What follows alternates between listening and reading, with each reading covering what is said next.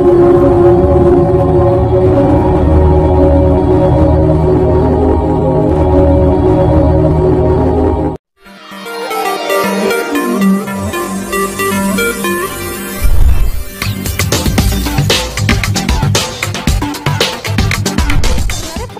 seleksinya sampai saat ini seperti apa dan pesan dari Mas Menteri untuk peserta seleksi guru ASN PPPK tahap kedua dan ketiga tahun ini apa, Mas Menteri? Masih banyak juga guru honorer yang sudah lolos seleksi, tetapi mereka belum mendapatkan formasi karena daerahnya belum mengajukan formasi tersebut.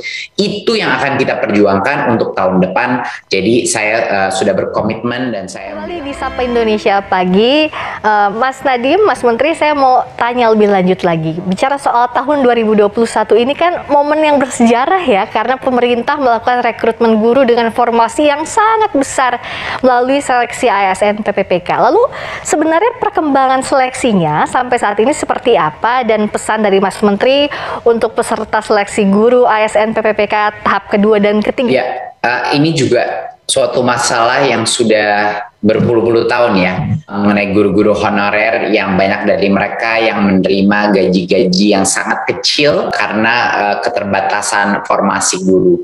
Jadi ini adalah salah satu yang pertama kali sebesar ini kita berhasil berjuang untuk 500.000 formasi tahun ini, dan tentunya akan kita terus perjuangkan formasi ke tahun ke depan.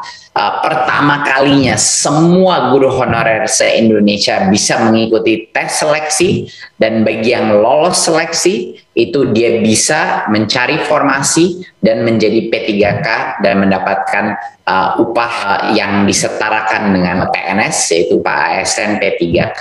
Jadi ini cukup historis. Baru saja ronde pertama kami umumkan pada tanggal 9 Oktober yang lalu, dan alhamdulillah 170.000 guru honorer dinyatakan lulus seleksi dan diangkat langsung menjadi ASN. Ini baru ronde pertama, masih ada beberapa ronde lagi tahun ini, dan tahun depan pun akan kita lakukan ronde-ronde lainnya. Jadi setiap guru honorer walaupun tidak lolos seleksi pun bisa sampai 3 kali mencoba untuk mendapatkan posisi sebagai ASN. Ini belum pernah di dalam sejarah kita dalam 20 tahun terakhir guru honorer punya kesempatan sebanyak ini untuk menunjukkan kelayakannya gitu. Dan kedepannya kami menyadari juga masih banyak juga guru honorer yang sudah lolos seleksi, tetapi mereka belum mendapatkan formasi karena daerahnya belum mengajukan formasi tersebut.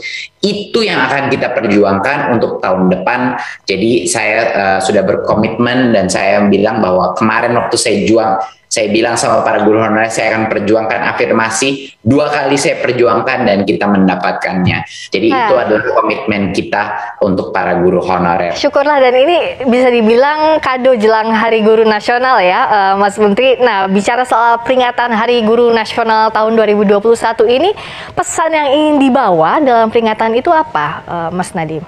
Kita punya tema dari peringatan Hari Guru Nasional ini adalah bergerak dengan hati, pulihkan pendidikan. Jadi temanya ini benar-benar mengenai pemulihan. Kita kembali lagi, lebih kuat lagi, lebih tangguh. Dan ini adalah pesan kepada semua guru di Indonesia. Kalau kita sudah bisa survive suatu krisis seperti pandemi ini, kita bisa sekarang lebih kuat lagi untuk melakukan lompatan ke depan. Ya, kita tidak mau hanya mengejar ketertinggalan saja, kita ingin melompat terhadap kemajuan, kita ingin melakukan terobosan-terobosan yang tadinya sudah cukup lama kita ingin lakukan, tetapi tidak bisa. Tapi karenanya pandemi, dengan adanya urgensi kita mengejar ketertinggalan disebabkan karena learning loss di PJJ ini, kita malah harus bergerak semakin cepat, sehingga ini nggak bisa menjadi kebijakan saja. Merdeka Belajar harus menjadi gerakan.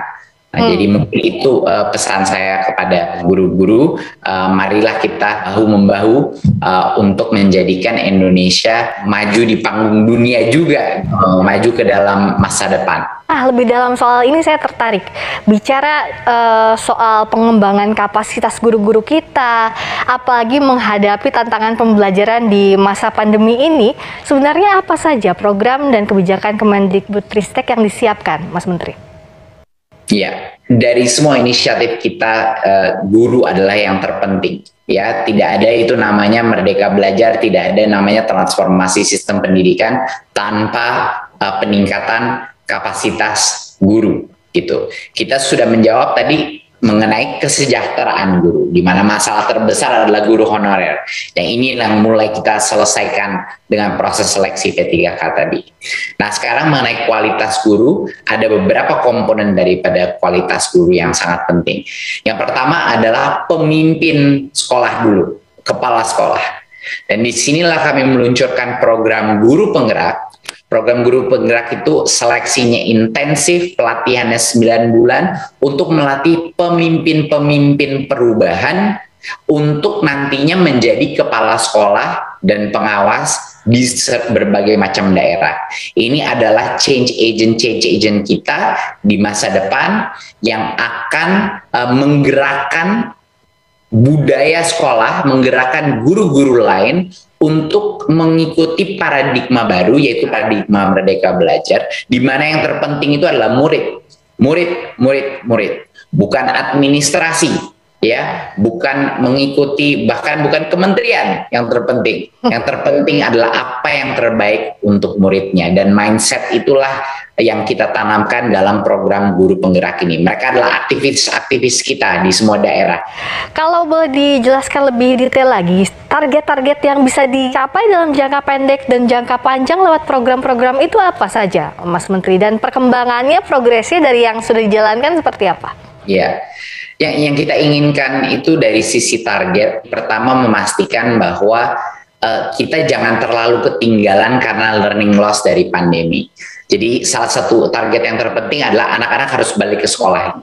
Semua peraturan yang kita lakukan sekarang adalah untuk mendorong anak kembali tatap muka sekolah. Jadi berapa persentase sekolah yang mulai tatap muka full offline itu menjadi salah satu KPI terpenting kita. Kedua, kita ingin memastikan bahwa di akhir 2024 lebih dari 20% dari sekolah-sekolah kita, kepala sekolahnya itu udah alumni guru penggerak. Sehingga itu sudah mencapai tipping point. Kalau 20% kepala sekolah kita sudah punya paradigma baru, punya motivasi dan pemikiran dan mindset yang benar, itu akan menjadi suatu hal yang tidak bisa diputar balik. Karena sudah menjadi 20% itu adalah tipping point di mana akan menyebar ke sekolah-sekolah lainnya. Itu harapan kita.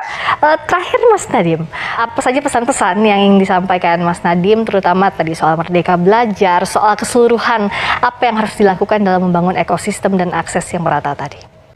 Ya, sebagai message penutup, menurut saya satu hal yang sangat penting adalah untuk menyadari bahwa sistem pendidikan kita untuk bisa menciptakan anak-anak generasi penerus bangsa yang inovatif, yang kreatif, dengan integritas dan karakter yang kuat, kita juga membutuhkan banyaknya inovasi dan kreativitas di dalam sistem pendidikan kita. Dan ini mungkin satu hal yang masih banyak tidak disadari banyak orang, bahwa kalau kita semuanya ingin punya generasi yang bisa sukses di dalam knowledge economy masa depan, di dalam dunia digital masa depan, kita perlu institusi-institusi pendidikan yang punya kemauan eksperimentasi tinggi, yang punya rasa ingin tahu tinggi. Kita butuh kepala sekolah dan guru-guru yang haus akan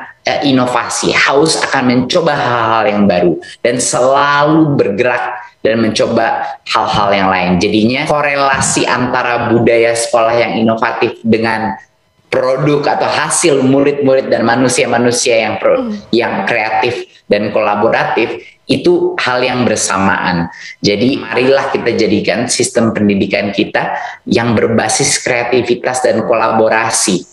Ya, impian kita semua sistem pendidikan basisnya kreativitas dan inovasi, kuncinya lewat Merdeka Belajar. Sekali lagi terima kasih atas waktunya Menteri Pendidikan, Kebudayaan, Riset dan Teknologi Nadiem Anwar Makarim.